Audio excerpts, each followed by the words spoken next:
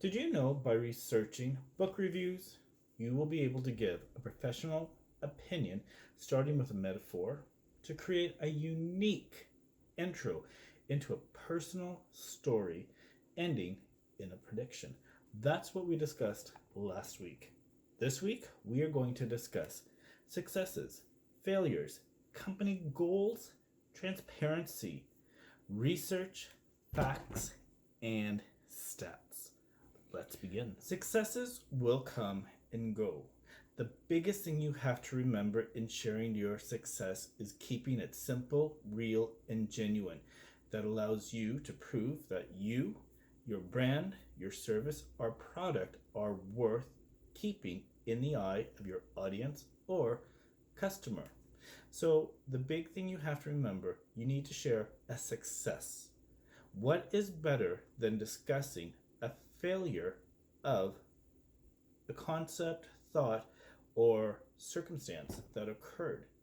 Because what you do is by exposing and explaining that failure, you can come around, turn it around, and make it a success by saying, this is the problem, this is the solution, and this is what we did as a company to bring awareness and allowed us to go forward. So, for example, in the event planning industry, as you can tell, prior to COVID-19, there were a lot of event planners, some good, some bad, some blah. COVID happened and the industry just flatlined. The ones that survived were the ones that were around for a long time, but stayed on cue by going virtually, offering little segments, and looking at different areas. The JCIC House was in the black for 10 incredible years with 250 incredible events, and we were about to grow big nationally. Unfortunately, COVID happened and we flatlined and we had to adjust. The course was we were going to start going from the black to the red, and I did not feel confident and comfortable in doing that. So I made the decision to step back, shut the business down, and really look at my options. Because at that time, I put a lot of money into education, growing the business, the brand, and deciding what I could really do. So the brand James E took existence and came into play.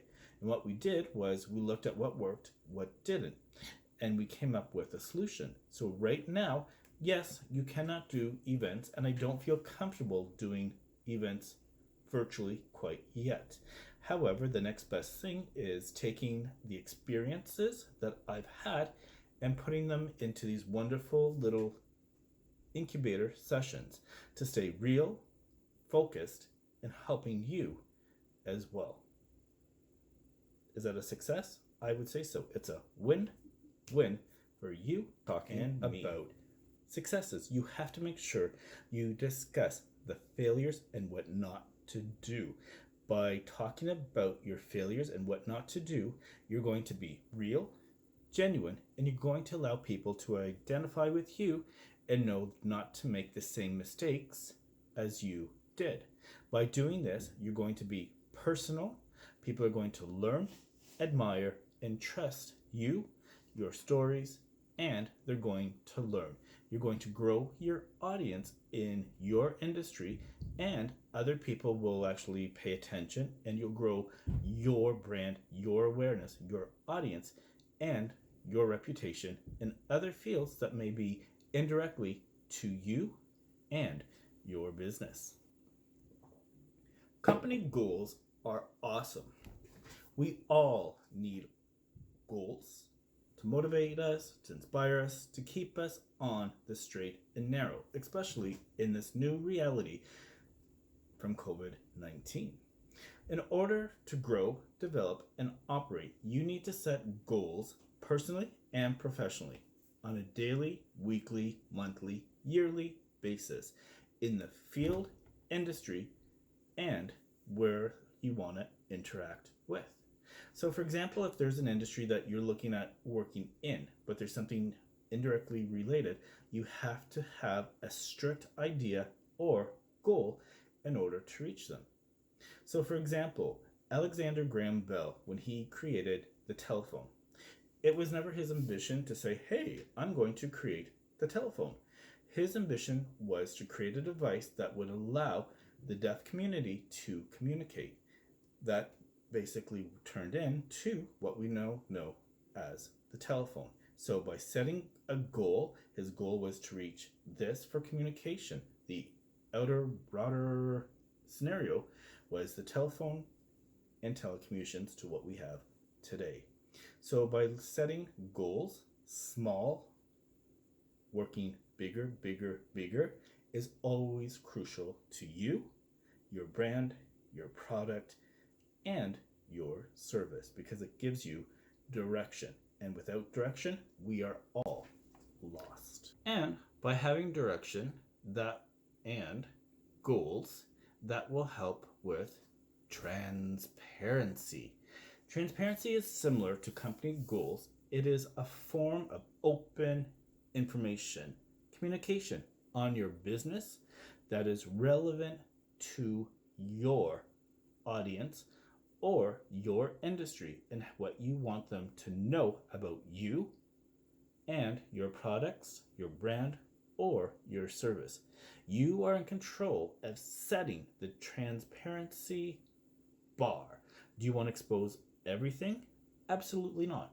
Think of a restaurant. When you go into a restaurant, you sit down, you have a meal, you order the food. The kitchen is away from the house and the food is prepared.